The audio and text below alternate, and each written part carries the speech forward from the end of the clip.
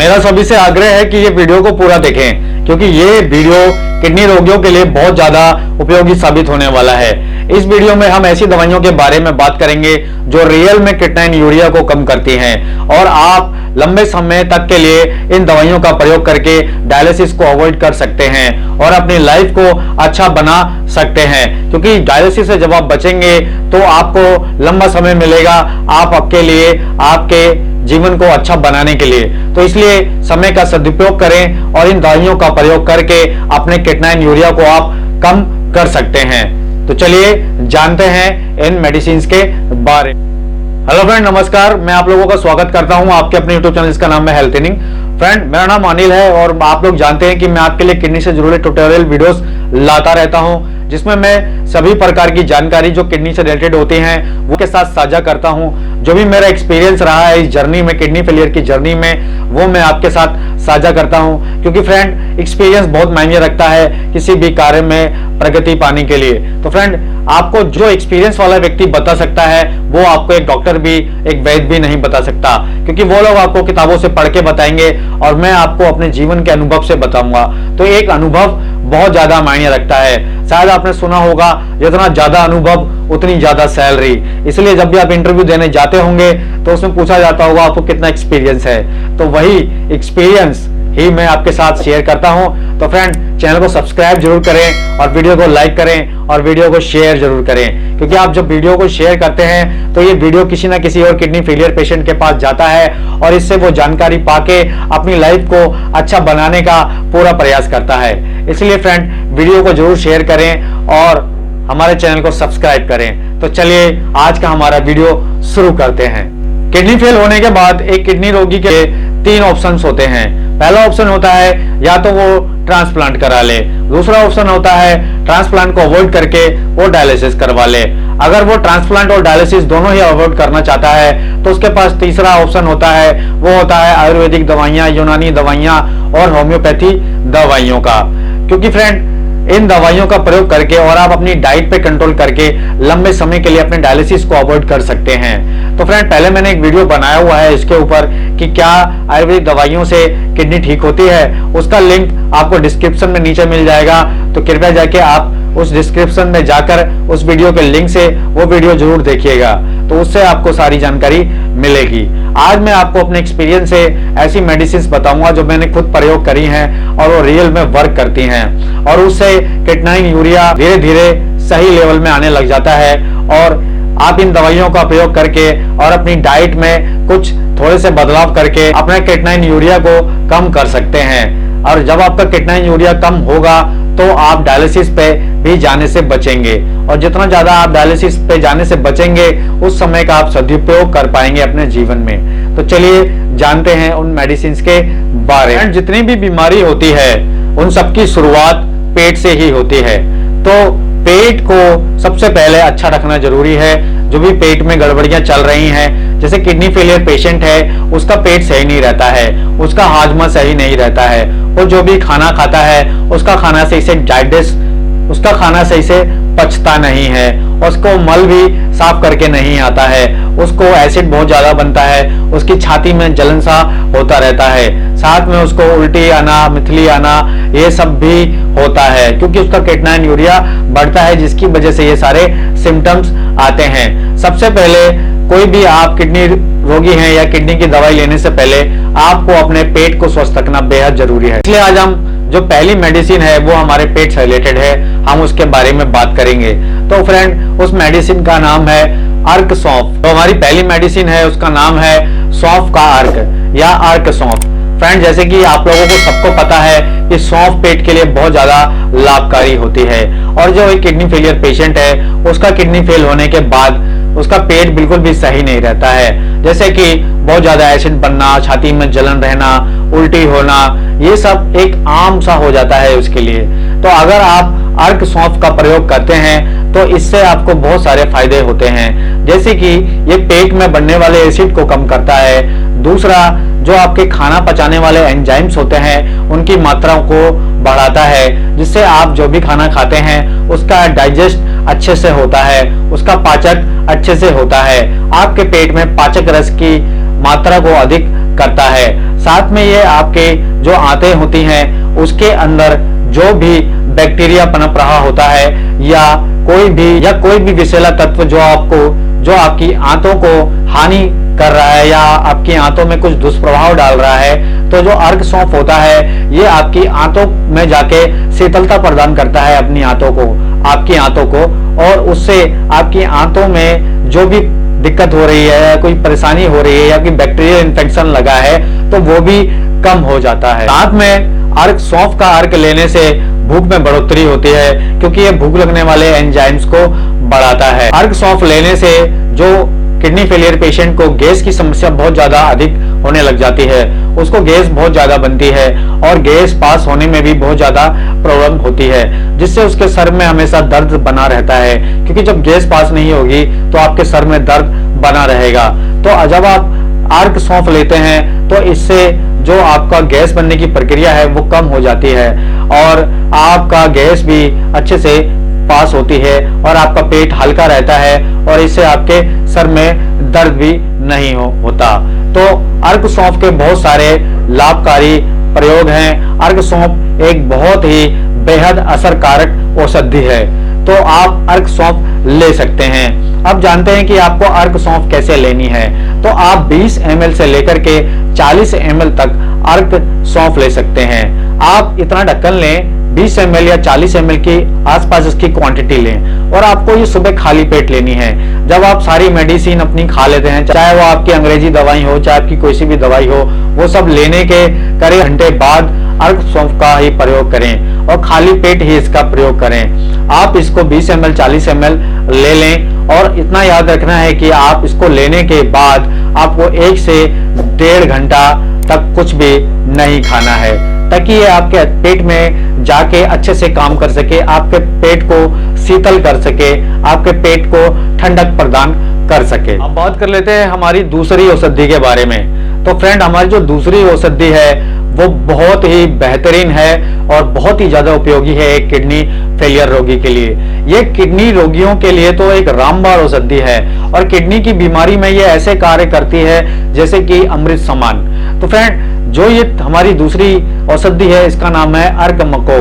तो फ्रेंड, आपने देखा होगा अगर आप गांव देहात से हैं तो 1 से 1.5 फुट का पौधा होता है छोटा सा, उसमें जामुनी रंग की छोटी छोटी मकोए लगती है। तो फ्रेंड, जो ये मकोए होती हैं ये बहुत ही ज्यादा उपयोगी होती हैं। अगर आपको कहीं भी गांव में इसका पौधा मिलता है या आप शहर में रहते हैं, आपके पास इसका पौधा है या आप नर्सरी से इसका पौधा ले लेते हैं, तो उसमें छोटी छोटी जो मकोए लगती हैं और जब वो पक जाती हैं और जब वो जामुनी रंग की हो जाती हैं, अगर आप इसका प्रयोग सुबह खाली पेट करते हैं या शाम को खाली पेट करते हैं तो इसके अद्भुत लाभ मिलते हैं। तो फ्रेंड, अगर आपको मको का पौधा नहीं मिल रहा है या आपको मको के बारे में नहीं पता है तो आप इसकी मेडिसिन भी ले सकते हैं। कैप्सूल में भी उपलब्ध है इसकी मेडिसिन, सिरप में भी उपलब्ध है, लेकिन आज हम सिर्फ अर्क के बारे में बात करेंगे, क्योंकि अर्क ठंडा होता है और बहुत आसान होता है इसको लेना।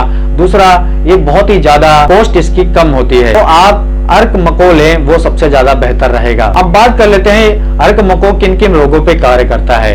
तो अगर आपकी किडनी में सूजन हो रखी है या आपकी किडनी में बहुत ज्यादा दर्द होता है तो अर्क मको आपके लिए बहुत ज्यादा लाभकारी साबित हो सकता है, क्योंकि मको जो होती है वो किडनी की सूजन को कम करती है। जैसे किसी को पीकेडी हो रखा है, किसी किडनी पेशेंट को पीकेडी हो जाता है तो उसमें उसकी किडनी का साइज अचानक से बढ़ने लग जाता है।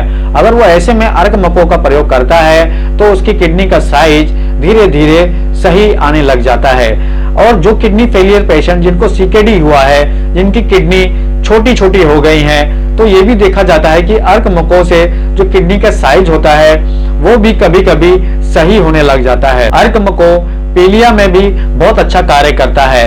ये हेपेटाइटिस की जितनी भी बीमारियां होती हैं उनको दूर करता है। ये जितनी भी यकृत की बीमारियां होती हैं, यकृत माने लीवर, ये जितनी भी लीवर की बीमारियां होती हैं उनके लिए भी ये रामबाण रहता है। तो इसलिए अर्क मको को किडनी रोगों में और लीवर रोगों में अमृत समान समझा जाता है, इसलिए आप मको का प्रयोग कर सकते हैं।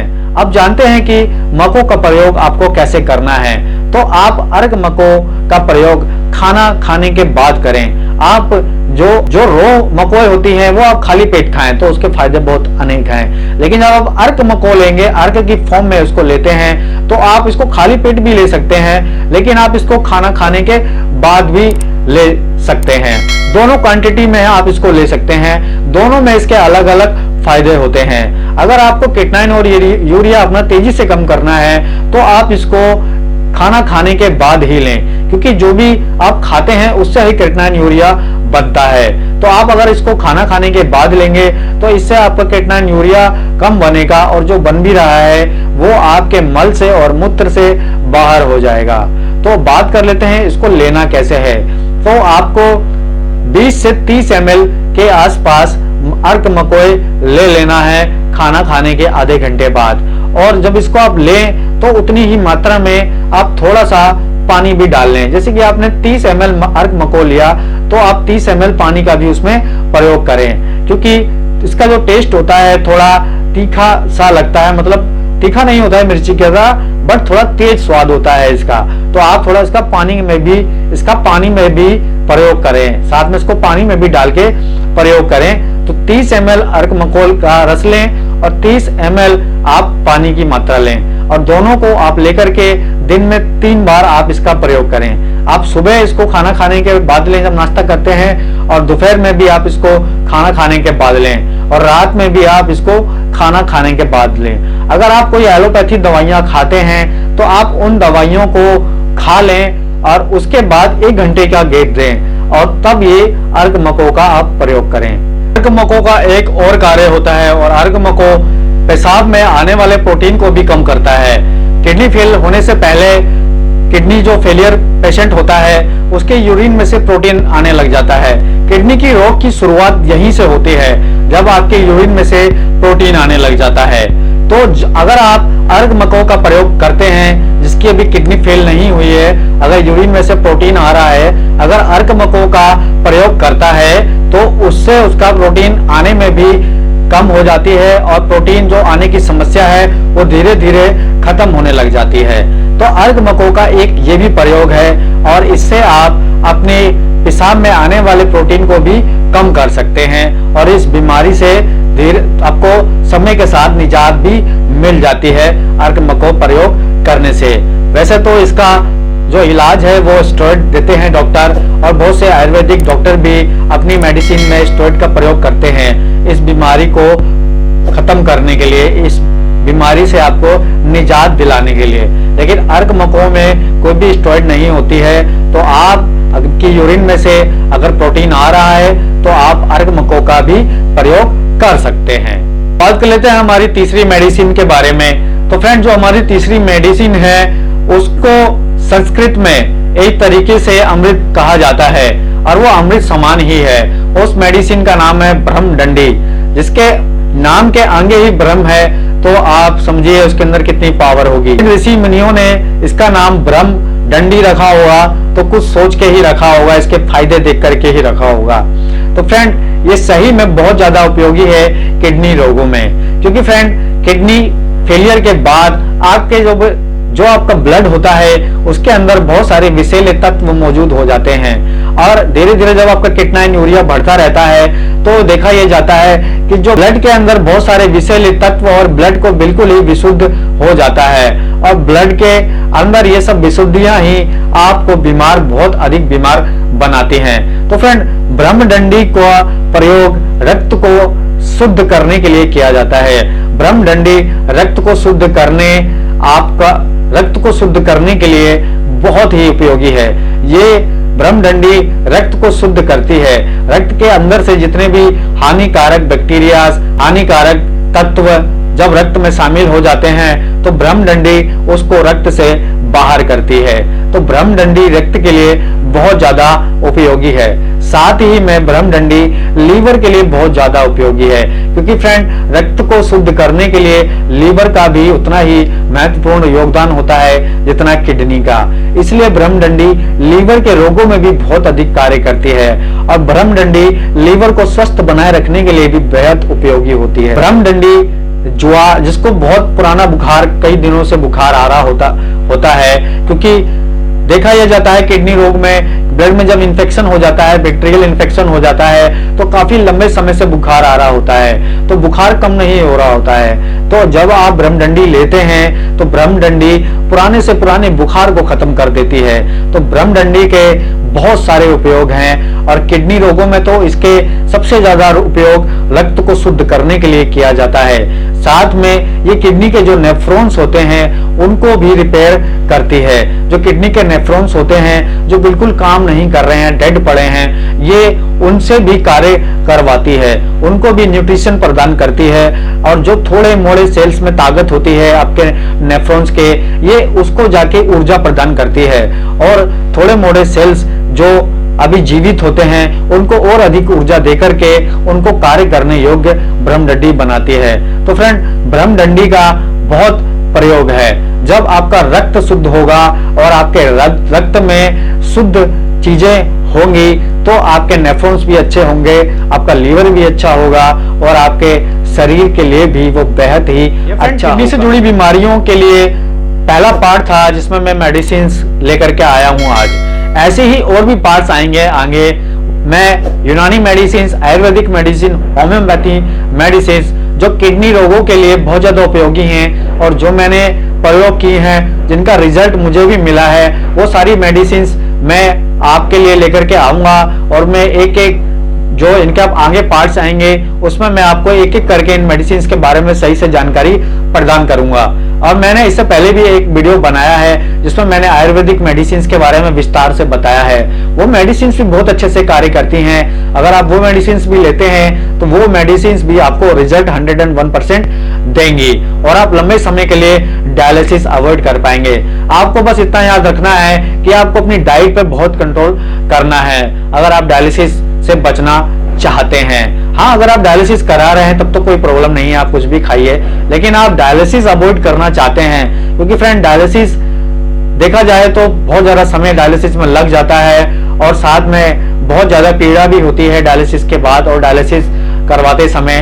तो इसलिए डायलिसिस से आप अगर लंबे समय तक बचे रहते हैं तो वो आपके लिए सोने पे सुहागा साबित हो सकता है। तो इसलिए फ्रेंड, चैनल को सब्सक्राइब जरूर करिए, वीडियो को लाइक करिए और घंटी का आइकन जरूर दबाइए ताकि आपको जितने भी हमारे आगे दवाई के पार्ट्स आएंगे किडनी से रिलेटेड वो आपको मिल सकें। तो चलिए फ्रेंड, वीडियो को समाप्त करते हैं। धन्यवाद।